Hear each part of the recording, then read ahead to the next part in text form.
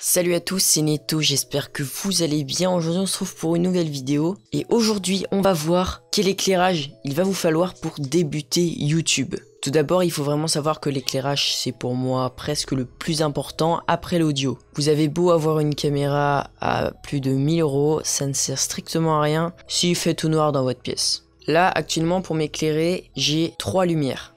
Donc par exemple vous pouvez utiliser des spots, là j'en ai un pour éclairer le fond. J'ai aussi une petite lampe que je mets juste là en face de moi juste pour éclairer mon visage. Et j'en ai une autre ici que je projette vers le fond pour que ça puisse diffuser la lumière. Donc après voilà, il y a plein de solutions, il y a plein de matos et c'est ce qu'on va voir aujourd'hui dans cette vidéo. Donc je vous propose de commencer tout de suite avec le moins cher, donc c'est des petits panneaux LED. Alors il y en a chez Neewer, ils sont très bien. Donc moi par exemple j'en ai un que je mets ici, qui projette la lumière vers le fond comme je vous l'ai dit tout à l'heure, et qui ensuite la diffuse vers moi. Donc c'est très bien, par exemple aussi si vous avez des appareils photo et que vous allez dehors.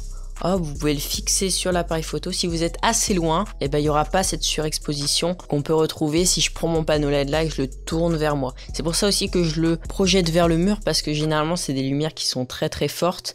Donc quand c'est très proche, c'est pas très beau. Et en plus ce qui est très bien avec cela, c'est qu'on peut régler l'intensité de la lumière.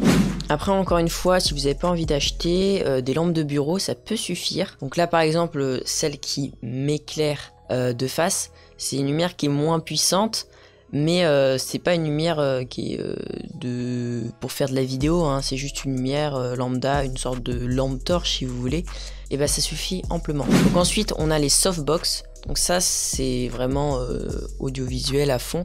Après l'inconvénient de ça c'est que ça prend énormément de place, mais par contre la lumière, ce qui est bien c'est qu'elle est vachement diffuse, donc même si vous êtes assez proche, avec un peu de réglage, il n'y aura pas ce phénomène de surexposition qu'on a avec les panneaux LED qui diffusent moins la lumière et donc projettent d'un coup.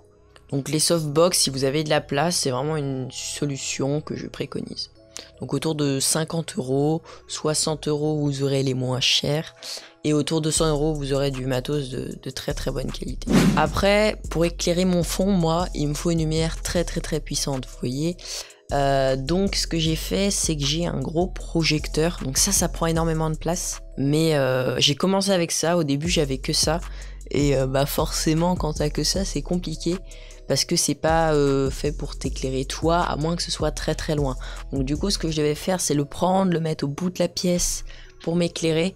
Donc si c'est pour vous éclairer, je conseille pas du tout les gros projecteurs. Par contre pour éclairer un fond, ou ce qui vous permet de vous faire ressortir de l'image justement, et bah là par contre c'est très bien. Donc, tout ce qui est backlight, tout ça, ces types de gros projecteurs là, c'est très utile. Donc on a vu les panneaux LED, on a vu les softbox, on a vu des projecteurs. Maintenant on va passer donc sur un autre type de panneau LED, mais pour moi c'est pas la même chose. Alors là c'est des panneaux LED qui diffusent beaucoup plus la lumière, donc c'est les Keylight de chez Elgato. Donc les Keylight de chez Elgato, ce qui est bien, c'est que vous pouvez déjà gérer avec tout le matos Elgato, donc les Stream Deck, gérer la luminosité, tout ça, à distance. Alors que là, si vous voulez, moi, mon petit panneau LED, je dois le régler comme ça, machin, à chaque fois je dois faire les petits réglages.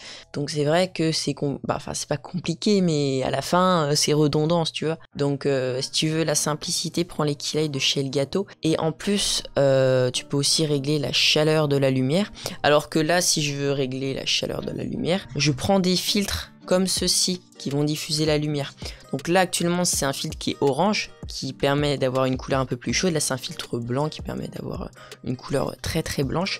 Mais vu que ces lampes là sont de couleur un peu plus chaude, justement je préfère prendre celui-là, parce que sinon j'aurais un côté blanc, un côté orange. Je préfère avoir tout un peu orange si vous voulez, et avoir direct après du coup mon fond là, et là mon fond avec les petits rubans LED que j'ai mis là en blanc. Donc ces Keylight de chez Elgato, oui elles sont chères, mais c'est un super investissement. Donc vous avez plein d'accessoires, par exemple vous pouvez directement les fixer au bureau, donc ça c'est très bien. Ils sont compatibles avec tout ce qui est Stream Deck, donc si vous voulez streamer c'est parfait. Faire des scènes un peu différentes. Imaginons que vous avez une scène où là vous êtes bien éclairé en blanc, une lumière très naturelle, et après vous voulez une couleur un peu plus chaude, plus chaleureuse, vous avez juste appuyé sur un bouton et vous avez directement la couleur chaude. Donc après c'est à vous de voir. Si vous voulez vraiment être professionnel et que vous restez ici justement, hein, là vous prenez les Keylight.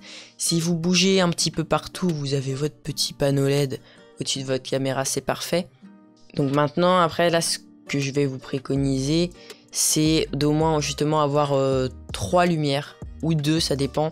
Si vous êtes juste en stream comme ça et que le fond vous en foutez un peu, mais c'est en même temps aussi important le fond, je vous propose 2 keylights de chez Elgato. Donc ça c'est parfait, vous en mettez 2 comme ça.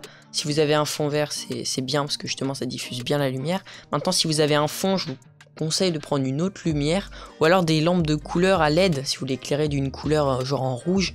Donc il y a plein de solutions, c'est à vous de voir en fonction de vos besoins. Donc pour ça, regardez un peu des setups des youtubeurs, voir ce qu'ils utilisent et ça peut vous donner un peu une idée de ce que ça peut donner justement. Donc cette vidéo était très courte, encore une fois je vous invite à regarder la vidéo, tout le matériel qu'il va vous falloir pour débuter YouTube. C'est de là que part justement cette vidéo, hein. J'ai fait une vidéo centrale qui va ensuite partir sur plein de petites vidéos détaillées. N'hésitez pas à me suivre sur les réseaux sociaux, donc il y a tout ici, c'est aussi dans la description, vous avez directement les liens, vous cliquez dessus, c'est parfait. Donc si tu as aimé cette vidéo, n'hésite pas à t'abonner, à liker bien sûr, à mettre un petit commentaire si tu veux avoir plus de détails sur certaines références. Et moi je vous dis salut à tous!